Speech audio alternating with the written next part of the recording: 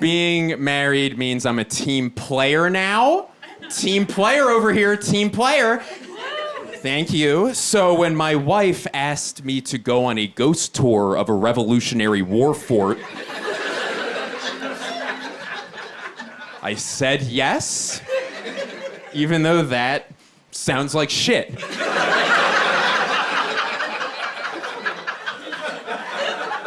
Fuck would I want to do that?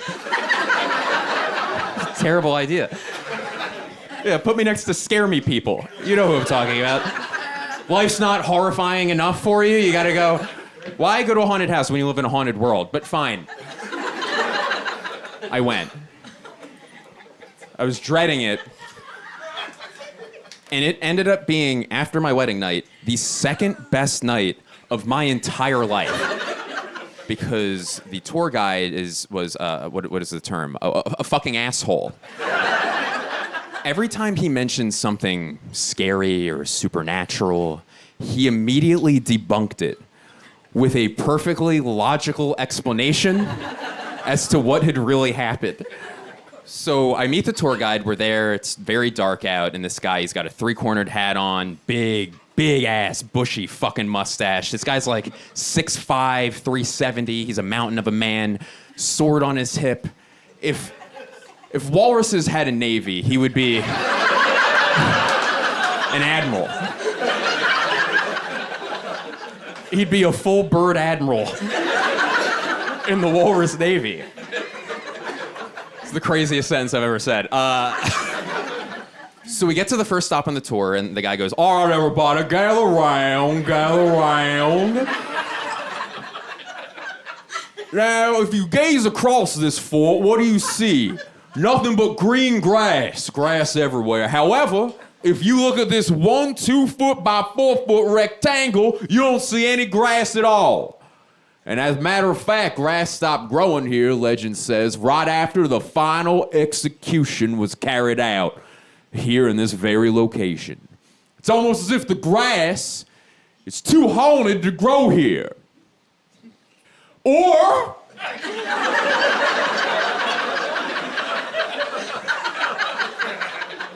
perhaps no grass grows here because it is the lowest point of the fort.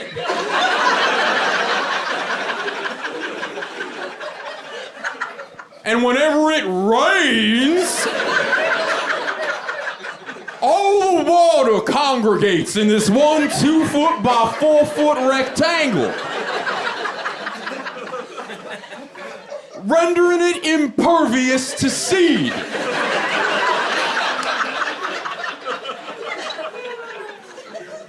Is it a ghost? Or is it science? Who's to say? And people are confused. This is not what they signed up for. I'm thrilled. This is what I signed up for. I didn't know it yet, but it was. So the tour continues, and we get to the next stop on the tour, and the guy goes, all right, everybody, gather around, congregate. Now, I need everybody here to be quiet. What is that sound you hear? What is that sound? Listen up, what's that sound? That's right, silence. Can't hear nothing. However, multiple times over the year, we have our guests stay overnight here at the fort. We do a little camp out. And multiple times at 4 o'clock in the morning, our guests have heard a loud shrieking noise break out throughout the fort. A sound reminiscent of Mrs. Fredrickson when she found out that her husband, Colonel Fredrickson, the master of the fort, was beheaded by a cannonball in battle. And she was so upset, she hurled her body off the parapets of the fort, screaming all the way down until her body crashed into the ground, and she died. They say that noise was her ghost. Or perhaps that noise happens because we're in an area native to the northeastern red fox.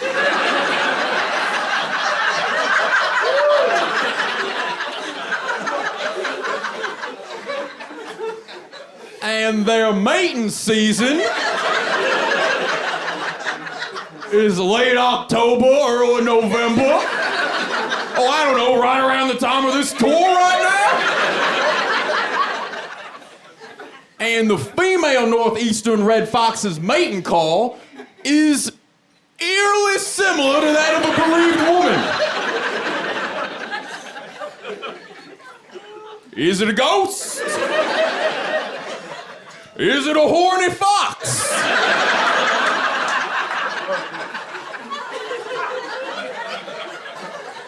Who's to say? And I have pissed my pants laughing. I'm with urine. People are furious. There was a lady on her phone looking up a refund for the tour that she was currently on.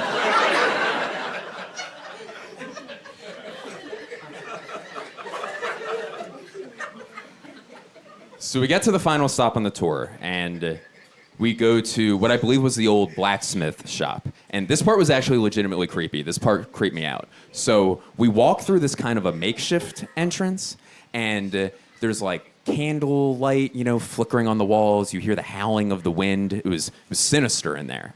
And the tour guy goes, all right, everybody, circle up. Now, you might notice that we walk through a little makeshift entrance. That's because that main door, it's not stuck, but it would take many a strong man to open up that door. However, every once in a while when we're closing up for the night, we have multiple tour guides report that they see that door wide open. It's almost as if the ghost of the blacksmith, who literally cooked alive in this very location, swung that door open to get one more breath before he passes on to the other side. Perhaps it was his ghost that opened up that heavy door there, or perhaps that door's open because we're 1.5 miles away from the airport. And when those big old military planes take off, they create a sort of suction. A suction, I don't know, strong enough to open up that big old door over there? Who's to say? And this woman snaps. She goes, God damn it!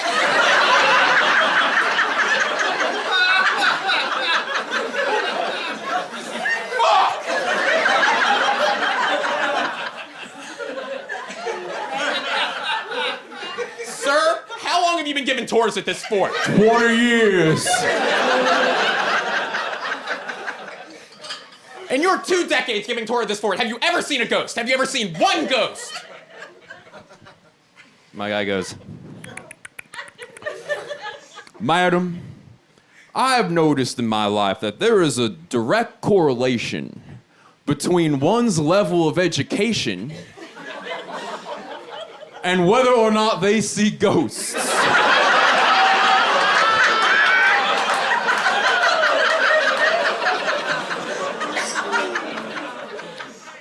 I have a PhD, so no, I've never seen a ghost.